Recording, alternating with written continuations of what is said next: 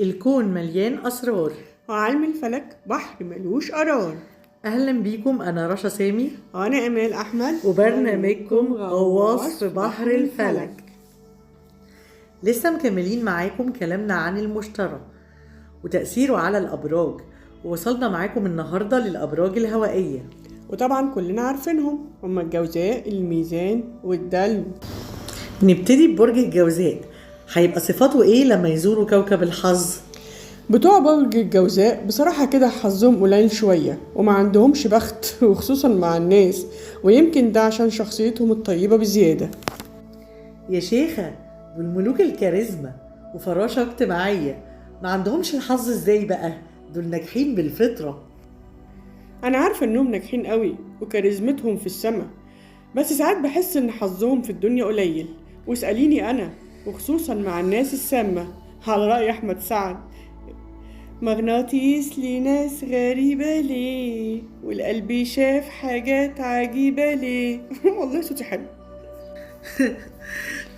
ماشي والله، فعلا صوتك لذيذ. انا عارفة ان هما بيقابلوا ناس توكسيك كتير، وده فعلا اتكرر قدامي كتير جدا مع صحابي اللي مواليد برج الجوزاء. يمكن ده بسبب عفويتهم وطيبتهم ونيتهم السليمة زيادة عن اللزوم، بس ما ننكرش انهم في مجال الحظ والشغل دول انجح ناس بسبب ذكائهم ولباقتهم واسلوبهم اللي يدخل القلب على طول. وطبعا دمهم الخفيف، خفة الظل عندهم جامدة قوي، وده بصراحة محدش بينافسهم في النقطة دي.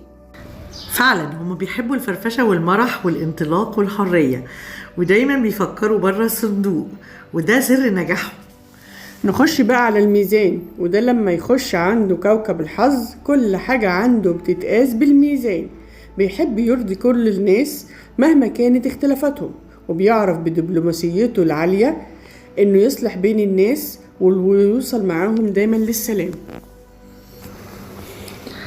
أكتر ناس عندهم حظ في الشهرة بسبب اهتمامهم بالتفاصيل الجمالية والأناقة ومظهرهم، هم معروفين دايما بالشياكة العالية.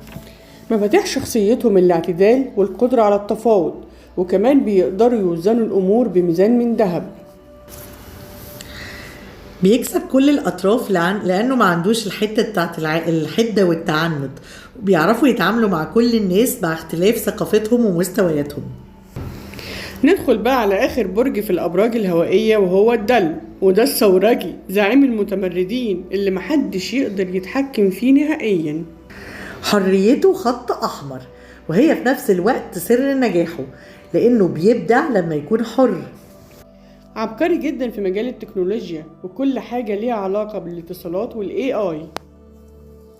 خدوم جدا، وخصوصا مع الناس الضعيفة والمغلوبين على أمرهم، ومهتم جدا بالقضايا المجتمعية،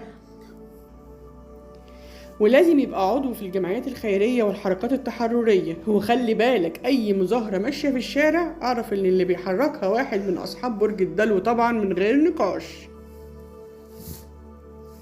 كده احنا خلصنا كلامنا عن المشتري في الأبراج الهوائية. المرة الجاية هنتكلم عنه في الأبراج المائية. استنونا الحلقة الجاية، هتوحشونا.